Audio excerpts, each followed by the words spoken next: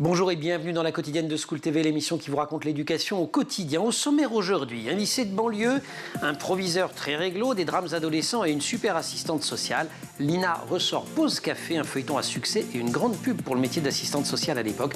On en parle avec l'une d'entre elles, Virginie Rouchouz sera l'invitée du Grand Oral. L'anti-sèche des Maguessel, l'anti-sèche, vous le savez, c'est la façon dont l'actualité résonne dans les programmes. Actu anniversaire aujourd'hui, les 140 ans de la mort d'un des penseurs les plus influents de l'histoire, Karl Marx. Influent, pour preuve, on le croise dans plusieurs programmes, notamment ceux d'histoire, ceux d'économie ou encore ceux de philosophie. L'heure de la récré, toujours avec Emma et toujours une récré canine. Elle nous racontera comment un chien, qui d'autre, a sauvé une petite fille grâce à sa peluche.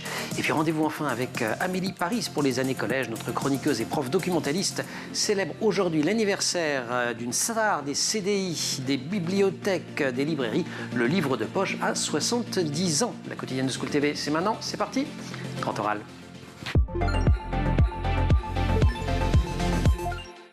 Pause Café, après il y a eu Joël Mazar, après il y a eu Pause Café, Pause Tendresse. Si vous avez moins de 50 ans, il y a de fortes chances pour que cela évoque pour vous la pause café, un moment de respiration dans une journée de travail. Si vous aviez 12 ans ou plus à l'époque, c'est-à-dire dans les années 1980, eh bien cela vous rappellera immédiatement le visage de Véronique Jeannot, alias Joël Mazar, héroïne de ce feuilleton culte du début des années Mitterrand. Et oui, à l'époque, on disait feuilleton, on ne disait pas encore série. Il vient de ressortir ce feuilleton sur la plateforme Madeleine de l'INA, un feuilleton qui, à l'époque, a déclenché bien des vocations pour le métier d'assistante sociale. Et on s'est dit que c'était une excellente occasion pour en parler de ce métier. On va le faire avec l'une d'entre elles, Virginie Rouchouz. Bonjour. Bonjour. Assistante sociale et Instagrammeuse. On est passé de Joël Mazar dans un feuilleton à Instagram. Ça s'appelle Parlons Social, votre compte sur Instagram. Alors vous étiez pas né quand ce feuilleton a été diffusé. Néanmoins, vous le connaissez, vous avez regardé un petit peu quand même. Oui, j'en ai eu connaissance notamment par mes parents qui, quand moi je me suis décidée à m'orienter vers le métier d'assistante sociale, m'ont dit ah mais c'est un peu comme Pause Café. C'est pas vrai. Ah bon, génial. Donc, ma mère, je ne sais comment, a trouvé un DVD, nous a ressorti ça. Donc c'est à ce moment-là que j'ai eu mes premières images de Pause Café et de Joël Mazar. Voilà. Joué par Véronique Jeannot, ça se passait dans un lycée de banlieue à l'époque, avec des problématiques hyper contemporaines, dont vous parlez, vous peut-être même sur votre compte Instagram, ou en tout cas auxquelles vous pouvez être confronté dans le métier. Oui, tout à fait. Moi, c'était une des surprises quand j'ai finalement re-regardé un petit peu les épisodes il n'y a pas si longtemps que ça, de me dire que on parle quand même de l'IVG, de l'usage de drogue, des divorces et donc du coup des enfants déchirés entre leurs parents. Donc finalement des thématiques qui restent tout à fait actuelles et qui, à mon avis, à l'époque, devaient être encore plus difficiles à aborder, notamment dans les médias. Mais... Et ça donne une belle image du métier, non ? Oui, en tout cas. Vous regardez Véronique Jeannot, vous dites ouais, chouette. Oui. J'ai envie de faire. Oui, je pense que ça a donné pas mal de vocations. Vous dites qu'aujourd'hui, et vous avez fait un petit article dans Lien Social, si mes souvenirs sont bons, sur le sujet, que les séries, elles ne donnent pas forcément une image aussi juste et aussi enthousiasmante du métier. Malheureusement non, en fait. Donc du coup, déjà, je trouve que de manière générale, les assistantes sociales, elles sont pas trop là dans les séries où finalement il y a des problématiques pour lesquelles elles pourraient être concernées, notamment toutes les problématiques autour de la jeunesse dans les écoles, dans les lycées. C'est souvent, on a un prof qui est hyper impliqué. Ouais, c'est ça. C'est le super prof principal ou le chef d'établissement éventuellement. Voilà, un petit peu le CPE ou le super prof principal qui s'implique dans des dimensions sociales des élèves. Et puis sinon, quand il y a l'assistante sociale qui arrive, en général, il y a un petit climat, une petite ambiance qui change. De méfiance, vous dites, on ressent une méfiance. Oui, on ressent quand même une méfiance pour ce métier, avec un ton un peu plus grave qui se dessine. On n'est jamais très content de voir l'assistante sociale arriver. Dans ces séries. Et quand on la voit avec des enfants, et notamment des enfants en bas âge, c'est parce qu'il y a une menace qui plane immédiatement. Direct, la petite baguette du placement est là. Et c'est souvent dans cette problématique-là qu'est mis en avant le métier d'assistante sociale, en tout cas dans les médias, notamment les séries américaines, notamment dans les milieux médicaux, on a les parents qui sont pas très bien, qui sont peut-être entre la vie et la mort, ou alors des suspicions de violence. Tout de suite, on va arriver à l'assistante sociale, pochette sous le bras. Il va falloir aller regarder plus près ça et tout de suite, ça alimente la méfiance. Elle est là pour potentiellement enlever les enfants, pas pour aider le parent à mieux s'en sortir avec ses enfants. On a compris que vous étiez encore jeune, puisque vous n'aviez pas regardé Pause Café au moment où c'était sorti, mais ça fait quand même quelques années que vous exercez. Les jeunes collègues que vous voyez arriver aujourd'hui, ils arrivent avec des images dans la tête, des modèles ou plus tellement finalement. Je suis pas bien sûre qu'on ait trop d'images à laquelle on se raccroche, en tout cas pas une image médiatique, peut-être plutôt une image d'un professionnel qu'on a croisé dans sa vie personnelle ou scolaire, mais pas de, en tout cas... Ça vient plus de la télé, ça vient plus du cinéma. Non, je ne pense pas qu'on se rattache à ça. On va parler après de votre parcours, mais je voudrais juste qu'on termine sur la méconnaissance de ce métier tel qu'elle apparaît à l'écran, puisqu'on est parti de Pause Café. Il y a un truc qui vous énerve, c'est quand dans un feuilleton on parle de la DAS. La DAS, au secours, encore là. C'est bien parce qu'il y a une espèce de regard, genre, il va pas le dire, s'il a dit DAS. Encore là, cette semaine, j'ai regardé donc, du coup une série là, et il y avait encore la DAS. La police qui dit non, mais là, les enfants vont finir à la DAS.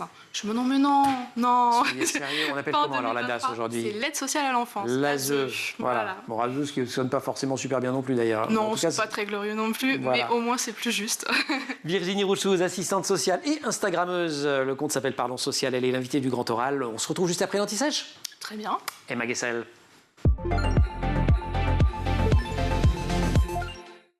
Emma, bonjour. Bonjour Emmanuel. Il y a 140 ans, aujourd'hui, disparaissait l'économiste, philosophe et journaliste Karl Marx. N'oublions pas l'occasion pour vous de revenir sur un des intellectuels les plus influents de l'histoire que l'on croise bien sûr dans les programmes scolaires. Oui, c'est simple, on le croise partout. En cours d'histoire, en cours de sciences éco, en cours de philo, c'est un incontournable. Et d'ailleurs, encore aujourd'hui, le 14 mars, jour de l'anniversaire de sa mort, des militants marxistes se réunissent encore aujourd'hui autour de sa tombe.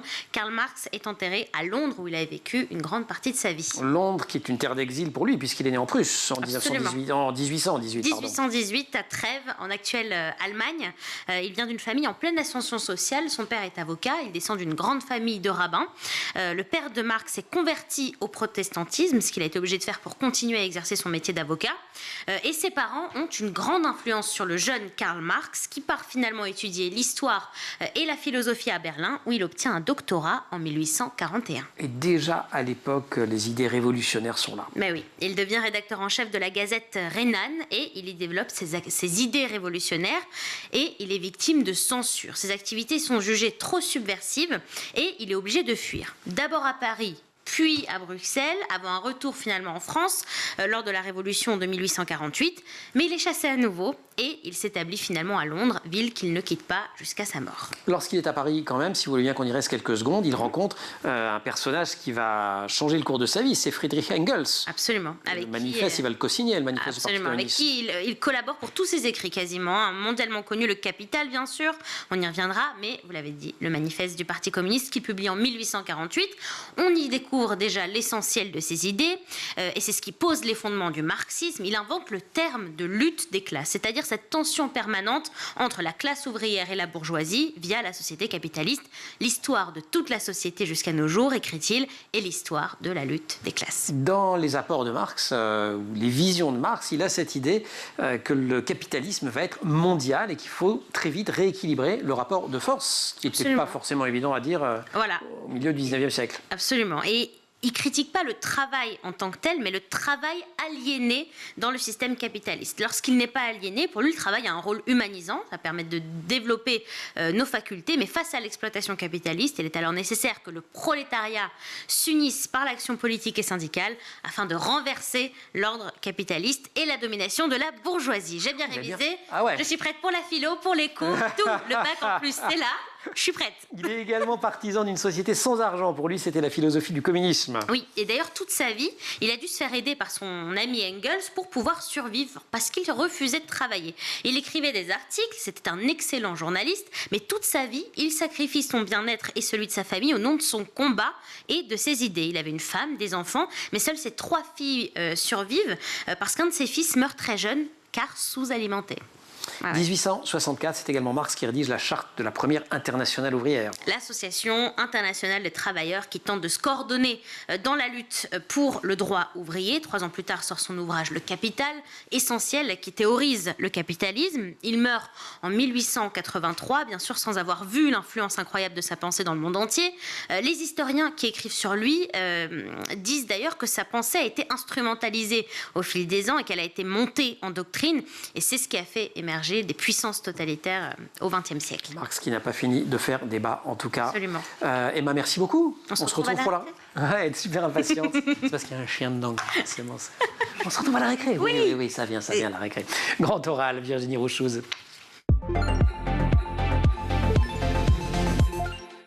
Il est beau et il a du sens, le métier d'assistante sociale, mais c'est aussi un métier fatigant, parfois ingrat et victime de stéréotypes persistants. On en parle aujourd'hui avec Virginie Rochouse à l'occasion de la mise en ligne sur la plateforme de l'INA d'une pépite, une série mythique des années 1980, Pause Café. Vous, Virginie, qu'est-ce qui vous a donné envie de faire ce métier ? Puisque c'est pas Pause Café. Non, c'est pas Pause Café, mais bon, c'est pas très très loin non plus. Hein. Finalement, moi, au lycée, je cherchais un petit peu ma voie. Finalement, j'hésitais un peu entre l'enseignement ou un métier de relationnel. Et puis, j'ai rencontré l'assistante sociale de mon lycée. C'est pas vrai. Voilà. Madame comment ? Oula, madame, je ne sais plus. Madame, je ne sais plus. Eh bien, madame, je ne sais plus, grâce à vous, Virginie est devenue assistante sociale. Donc voilà, donc du coup, cette rencontre-là, c'est elle qui m'a guidée vers, c'est d'étudier un petit peu ce chemin, ce métier, ces métiers du travail social. Et donc voilà, j'ai pu commencer assez rapidement, dès le lycée, à aller vers le métier d'assistante sociale. Vous avez complété votre formation. Ah oui, parce que vous faites ça tout de suite, au sortir du bac. On peut le faire en sortant du bac. Moi, en tout cas, ouais. C'est ce que j'ai fait. Et vous avez quand même complété avec un peu de sciences de l'éducation. Voilà, je dis un peu beaucoup d'ailleurs, une licence, c'est ça ? Voilà, moi j'ai poursuivi sur une licence, donc du coup, avec les études que j'ai fait d'assistante sociale, j'ai pu compléter en une année, et puis du coup, j'ai obtenu ma licence de sciences de l'éducation. Vous avez attaqué très jeune sur le terrain, confronté à des problèmes qui parfois sont des problèmes assez aigus. Comment on vit ça ? On vit ça... Vous vous souvenez de votre premier entretien en solo, par exemple ? Alors, mon premier entretien en solo, précisément, je ne sais pas, mais en tout cas, je me souviens des premiers ressentis que j'avais autour de ces problématiques-là, de recevoir des personnes qui avaient le double, voire le triple de mon âge, et me demander est-ce que je suis légitime à aider ces gens-là, qui ont un parcours de vie tellement énorme, qui ont vécu plein de choses. Et donc de trouver ces marques, en tant que jeune diplômée et en tant que jeune femme tout court. Donc oui, beaucoup de doutes, mais finalement... C'est quoi, beaucoup de stress et beaucoup d'angoisse ou finalement vous êtes quand même suffisamment accompagné, aidé, formé ? C'est quand même du stress, même si la formation est là, qu'on alterne aussi bien la théorie que la pratique avec quand même de nombreux stages pendant notre formation. Ça n'empêche que le grand bain, ça reste stressant. Et moi j'ai ces souvenirs-là de questions de légitimité.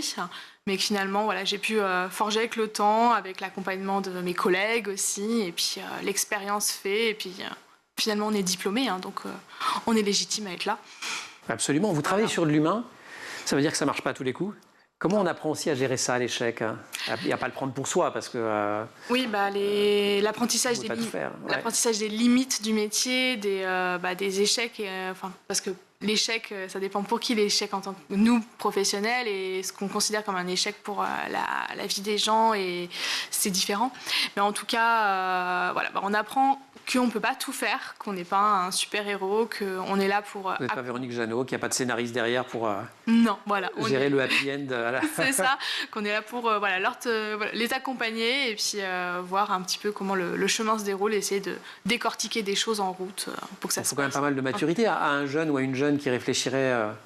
Non, faut y aller si on en faut y aller, allez. Faut y aller, et puis la maturité elle vient, et puis parfois la maturité c'est pas l'âge, et et puis on apprend aussi, pendant notre formation, mais on apprend encore pendant toute notre carrière, et faut y aller, faut pas hésiter. Vous êtes attiré par ce métier parce que vous avez envie d'aider des jeunes, peut-être en milieu scolaire, etc. Finalement, vous atterrissez dans d'autres univers. Oui. Et notamment, depuis 2 ans, vous travaillez dans un centre d'hébergement qui accueille des familles. Oui, tout à fait. Donc oui, mon quotidien, c'est de m'occuper des familles qui sont sur place, qui sont accueillies en attente de trouver une autre solution. On est sur une solution temporaire d'hébergement, et donc pendant ce temps-là, on essaye de dénouer toutes les petites choses qui sont en cours, et leur permettre d'accéder à une plus grande autonomie, et puis à une sortie de l'hébergement vers un logement pérenne, et puis on espère pour elles que ce soit un tremplin et que ça se passe au mieux après. On sait qu'il y aura encore du travail, mais... C'est hyper polyvalent, vous le disiez en tout début d'émission d'ailleurs. Oui, Vous faites plein de choses à la fois. Il n'y a pas de semaine type.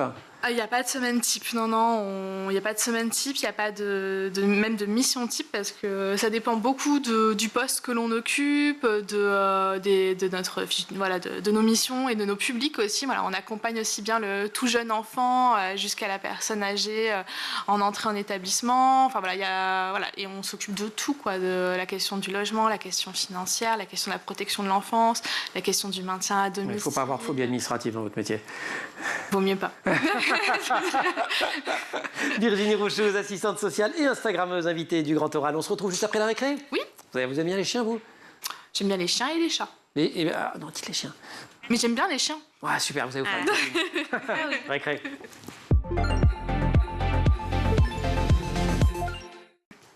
Moi, je suis plutôt chat aussi. Mais non, les chiens, c'est formidable. Emma, bonjour. Enfin, rebonjour d'ailleurs. À l'heure de la récré, un chien révolutionnaire, une belle histoire, marxiste. Marxiste, je sais pas. Alors, non, j'essaie de faire un lien entre... Qui dit belle histoire dit forcément chien. Oui, ça j'ai chien, j'adore les chiens. Alors,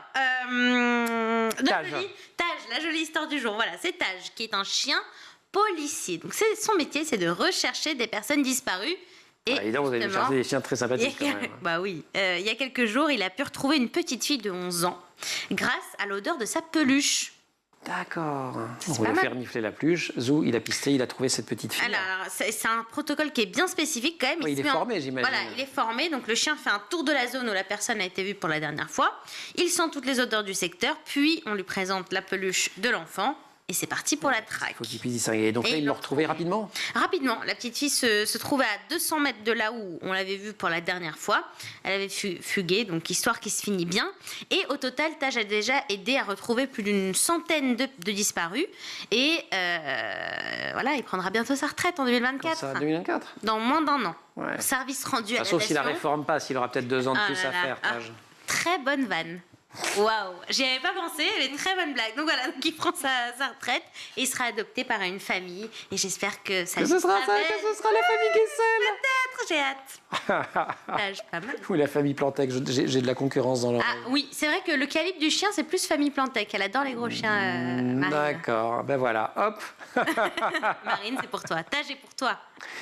Fin de la récré. Grand oral, Virginie Rouchouz, merci Emma. Merci.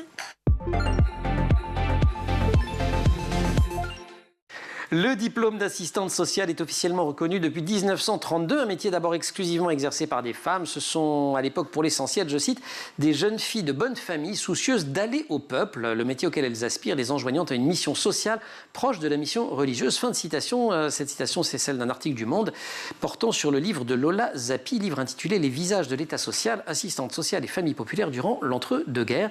On parle des assistantes sociales avec vous, Virginie Rouchouz, et je dis depuis le début de l'émission assistante sociale, ça reste un métier majoritairement féminin? Bah oui, hein. Clairement, je crois que les chiffres sont quelque chose comme 95%, ou voilà, ça reste une profession féminine, voilà. D'accord. Et donc nous les hommes, c'est parce qu'on ne peut pas savoir ou c'est parce qu'on ne s'y intéresse pas? Vous avez envie de dire quoi à des garçons qui se diraient j'ai envie? Qui sont les bienvenus, hein, voilà, c'est pas une profession exclusivement féminine, voilà, c'est pas une question de genre qui se joue là, c'est une question plutôt de motivation, d'implication, et il n'y a pas de souci là-dedans. Les hommes ont un travail social, on les retrouve un peu plus chez les éducateurs spécialisés. C'est vrai. Voilà. Ouais, parfois on a l'impression qu'il y a besoin aussi d'avoir plus de crans, enfin on est sur des stéréotypes là encore. Oui, on n'est pas tous dans les Pascal de grand frère. Ouais, voilà, c'est ça. Il y a des clichés persistants qui remontent à l'histoire. Par exemple, le cliché assistante sociale, chignon, tailleur, un peu rigide, côté bourgeoisie catholique début du XXe siècle, quoi, c'est ça? Bah, voilà, le cliché visuel, en tout cas, il persiste. Hein, comme on disait tout à l'heure, dans les séries télé, elles sont quand même assez majoritairement ainsi. Hein, voilà, les lunettes, la petite pochette, le tailleur, le chignon bien tiré et la mine aussi tirée. Voilà. Vous dites ça, moi je vous ai vu dénouer votre chignon tout à l'heure avant d'entrer, hein, quand même. Non, je plaisante. Il y a un rapport aussi avec la charité. Est-ce que, et avec l'histoire, au début, les gens qui aidaient les autres, c'était pas l'État qui s'occupait de tout ça, et c'est beaucoup l'Église qui s'en déchargeait jusqu'au début du XXe siècle. Il reste de ça dans l'atmosphère lié à la charité dans le métier ou pas tellement? Maintenant, c'est vraiment, Non, vous je vivez pense comme un pas service qu'on est, public. non, Ouais. je pense pas qu'on est plus trop dans cette pratique-là. Mais je pense que dans l'idée qu'on se fait du métier, ça persiste quand même le côté âme charitable. Quand on, Il y a un charitable, et je pensais à autre chose, mais peut-être je me suis mal exprimé, mais qui est aussi la notion d'éducation morale. On va vous, voilà. Le côté le bien éduqué, Ouais. ce genre de choses. Bah oui, ça peut persister comme idée, mais et comme pensée même quand on va vers ce métier-là, mais finalement on se rend compte qu'il n'y a pas une façon de bien éduquer, de bien mener sa vie. C'est pas, voilà, on n'est pas sur des notions justement de bien ou de mal. C'est voilà, on a un parcours et on est là pour l'accompagner dans ces parcours un petit peu chahutés. Il y a des secteurs dans lesquels on manque beaucoup d'assistantes sociales. Et alors, par exemple, dans le domaine de l'éducation, je voyais des chiffres sur la Seine-Saint-Denis qui étaient assez catastrophiques, avec des manques criants. Pourquoi, à votre avis, on manque comme ça de personnes à certains endroits? C'est des conditions de travail, c'est des conditions de salaire, c'est quoi? Bah, je pense que c'est un métier, oui, qui pourrait gagner à plus de prétentions salariales, de conditions de travail aussi, mais aussi à une attractivité, à diffuser plus une image plus positive de ce métier, qui est quand même, je pense, fait partie quand même des métiers essentiels, à côté voilà, des métiers de santé, voilà, les métiers du social. C'est les métiers du cœur, c'est tous ces métiers dont on a dit que du bien. Il y a à peu près 3 ans jour pour jour pendant le confinement, par exemple. Mais oui, on était classés voilà, dans les premières lignes. Voilà, dans les premières lignes, et voilà, on a été là, et parce que le social ne s'arrête pas. Voilà, c'est au contraire, dans ce type de crise, ça ne fait que creuser les problématiques des gens, et on a besoin de nous. Donc oui, on a besoin de nouveaux bras qui viennent rejoindre voilà, les rangs du travail social. Voilà, on a quand même un taux de chômage qui augmente de plus en plus, et des postes vacants, et donc du coup des équipes qui ont besoin d'être soutenues par du sang frais. Voilà, et du sang frais et du sens, parce que c'est vraiment un métier de sens. Pour le coup, vous ne me demandez pas à quoi vous servez le matin au boulot, j'imagine. Alors, c'est un métier de sens, voilà, mais pour lequel on doit se battre. Voilà, aujourd'hui, on a quand même une crise du sens aussi dans le travail social qui fait que... Parce que la paperasse, cette institution, voilà, notre métier quand même se bat beaucoup face aux institutions, et même voilà, à des attentes de notre part, plus prestataires, on va dire un petit peu aussi, de remplir des formulaires, l'accès au numérique qui a changé beaucoup de choses dans notre métier.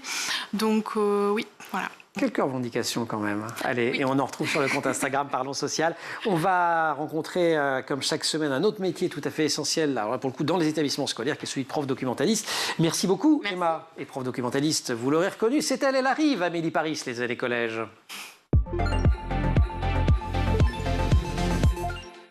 Amélie Paris nous raconte les années collège de son poste de professeur documentaliste au collège Maurice Sutrio, c'est à Paris dans le 18e. Amélie, bonjour. Bonjour. Un anniversaire aujourd'hui, c'était il y a quelques jours, le livre de poche a fêté ses 70 ans. Évidemment, il y en a plein, j'imagine, dans votre CDI. Et oui. Et ouais, comme plein de bibliothèques, de librairies, etc. Mais voilà. Racontez-nous cette révolution. Mais oui, alors depuis sa naissance, ouais.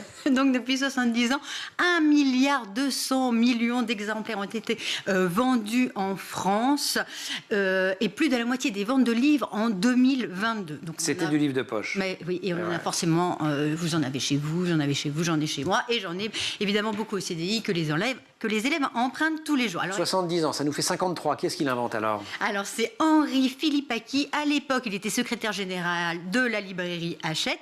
Et la légende veut qu'il eût été témoin d'une scène incroyable. Il aurait vu un GI américain déchirer son livre en deux pour le faire rentrer dans les poches. Comme ça, il a réduit son format. Il s'est dit, il faut que je crée un livre avec un plus petit format. Et c'est comme ça que le livre de poche est né. Et à l'époque, il coûtait 2 francs. 2 francs. Et on pouvait, pour 2 francs, s'acheter le numéro 1 de la longue série du livre de poche. En parlant de la marque, le livre de poche, pas du livre de poche comme terme générique, qui était Königsmark de Pierre Benoît. Exactement. Et à l'époque, c'est une véritable révolution qui a permis de démocratiser la lecture. Alors, Un amour de Swann de Marcel Proust a rapidement trouvé 500 000 lecteurs, et beaucoup ont découvert les auteurs classiques grâce au livre de poche. Il a quand même quelques détracteurs célèbres, comme Jean-Paul Sartre ou Henri Michaud, le poète. Oui, certains refusaient de voir réduire leur œuvre, alors que d'autres, par contre, comme Marcel Pagnol et comme Georges Giono, le voyaient comme le plus puissant instrument de culture de la civilisation moderne. Alors Annie Ernaux, elle explique qu'elle a développé sa vocation grâce au livre de poche, et notamment à la nausée de Jean-Paul Sartre. Et Yves Simon, non. Alors lui, plus récemment, il disait que le livre de poche, c'était vraiment un objet avec lequel on vivait, comme les stylos, comme son téléphone aujourd'hui. Alors plus jeune, lui, il empruntait tous ses livres à la bibliothèque, parce que les livres étaient trop chers. Ouais. Oui, et quand il a pu s'acheter des livres, il a pu donc les garder, parce qu'à la bibliothèque, il faut toujours ramener le livre, et donc les garder, les annoter. Les CDI aussi, on les ramène. Évidemment. Hein, les enfants, vous rapportez les livres à Amélie. N'oubliez pas. Sinon, elle a une mauvaise humeur quand elle arrive ici. Elle dit elle manque des bouquins. Et donc voilà, donc lui a pu garder les livres, donc il a pu les annoter, les surligner. Il a expliqué que c'était vraiment après des objets qu'on s'appropriait, avec lesquels on vivait. Et vous m'avez appris qu'il y avait même un film avec Patrick Devers et sa collection de livres de poche. Et oui, dans Préparez vos mouchoirs de Bertrand Blier, sorti en 1978, une scène mythique où il est avec Carole Laure dans son appartement. Il lui fait découvrir sa collection de 5000 volumes de livres de poche classés par ordre alphabétique. Et il connaît tous les numéros. Et Carole Laure, d'ailleurs, va le tester et il va savoir répondre. Extraordinaire. Alors, je le disais tout à l'heure, je parlais du numéro 1 du livre de poche, vraiment la marque livre de poche, mais maintenant, ce qu'on appelle des poches, c'est un format qui s'est démocratisé, tout le monde en a. Ouais, c'est ça, le format poche. Ben oui, toutes les maisons d'édition proposent donc ce format. Donc Folio chez Gallimard, Pocket du groupe Editis, J'ai lu chez Flammarion, point aux éditions du Seuil. Alors il faut compter. Ça coûte combien en ce moment? 10 € à peu près, 10 €, et c'est le double évidemment pour un livre broché. Et aujourd'hui, le numéro 1 des ventes, donc au format réduit, est l'original. Donc celui qui fête ses 70 ans.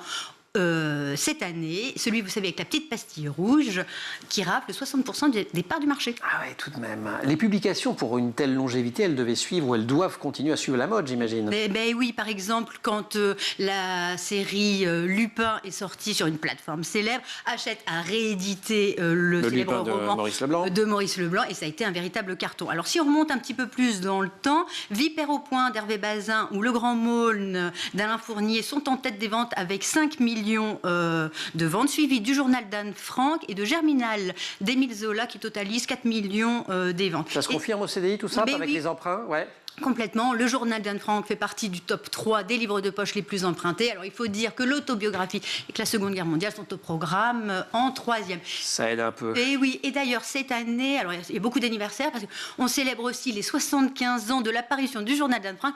Donc, le livre de poche a lancé un concours d'écriture auquel ont participé des élèves de 3e du Collège Maurice Trio avec leur professeur de lettres. Génial. Encore quelques titres de livres de poche qui fonctionnent bien chez les ados, au CDI, chez vous? Eh bien, il y a Petit Pays aussi. Ah, Gaël Faye.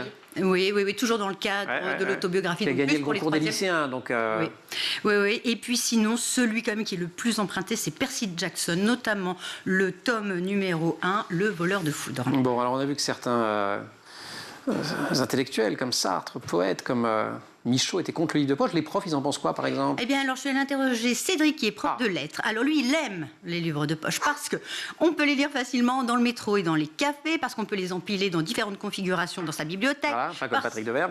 Oui, on n'est pas obligé de les ranger comme ça, quoi.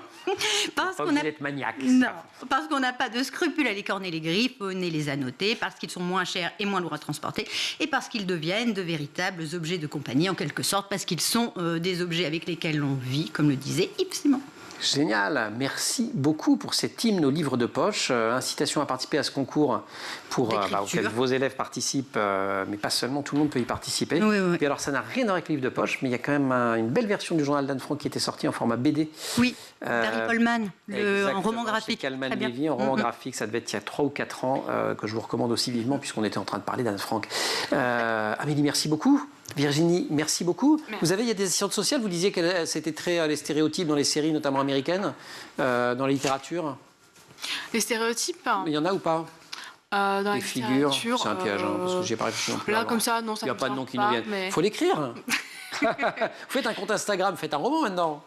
Allez-y, c'est pas. Allez, voilà, elle est contente d'être venue sur School TV. Virginie, merci beaucoup de vous être prêtée au jeu, de nous avoir raconté ce métier, cette profession d'assistante sociale à l'occasion de la remise en ligne de Pause Café. Vous regardiez Pause Café? Évidemment, j'adorais. Ben voilà, enfin, vous en rediff parce que vous n'aviez pas l'âge de le voir en direct. Non, pas du tout, c'était un truc. Enfin bon, Pause Café, moi aussi j'adorais Pause Café. Véronique Jeannot, merci pour tous les bons moments passés à l'époque. La quotidienne, c'est fini pour aujourd'hui. Merci aussi à toute l'équipe. Laure Audemont au maquillage, Marine Plantec à la préparation de l'émission qui est en régie, assistée par Dylan Coller aujourd'hui. C'était Héloïse Merlin qui était responsable du son, Théo Boscar de la réalisation. Vous restez sur School TV, vous nous retrouvez nous en permanence sur Internet et sur les réseaux sociaux.